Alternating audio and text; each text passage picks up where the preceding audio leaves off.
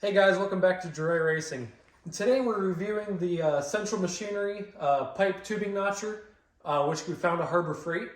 It was about $60, and I'd say you'd get your money's worth out of it. Overall, it's a pretty smooth operating piece of equipment. The degree dial here is pretty accurate, and we're using this to put a roll bar in the race car.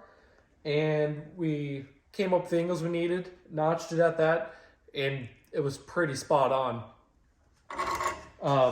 The vise here, the hold down, is a little janky, kind of flimsy, but when the pipe's in there and you tighten this down, it does stay pretty tight.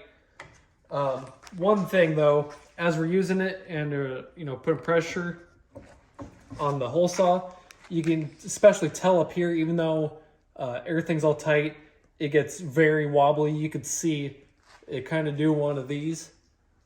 It's just not stiff enough for, what size pipe are you cutting? 1 3/4. Right, so we're just getting the slightest wobble out of that. You could use a heavier angle iron. Right, and also kind of another gripe about it is you can go to 60 degrees here.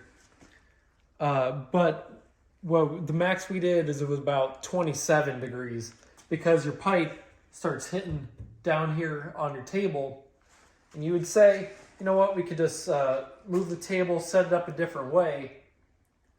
But to do that, it's a whole other process of getting it set up.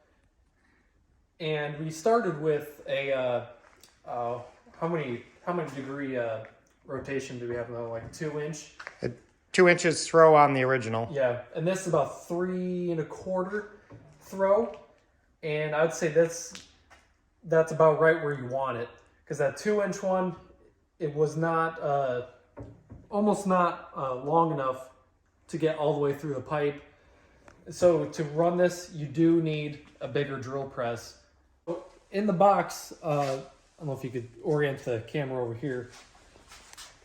This whole thing was flipped around for better packaging, and we were struggling to try to get it set up at first, and then decided to look at the instructions, and they flat out said, take the clip off, flip it around, put the clip back on, and it works. So right out of the box, you gotta, I don't know if you call it fix it, but you gotta change something.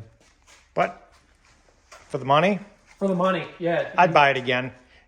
Definitely not a production-worthy piece of equipment, but No. for a one-time putting a roll bar in. We definitely used it to its max capability, I would say. I'm pretty happy with it. So would you buy this again? Absolutely, yeah, especially for this kind of project and the thickness of steel and everything. Perfect. Wouldn't buy it for a bigger job, but for this, absolutely.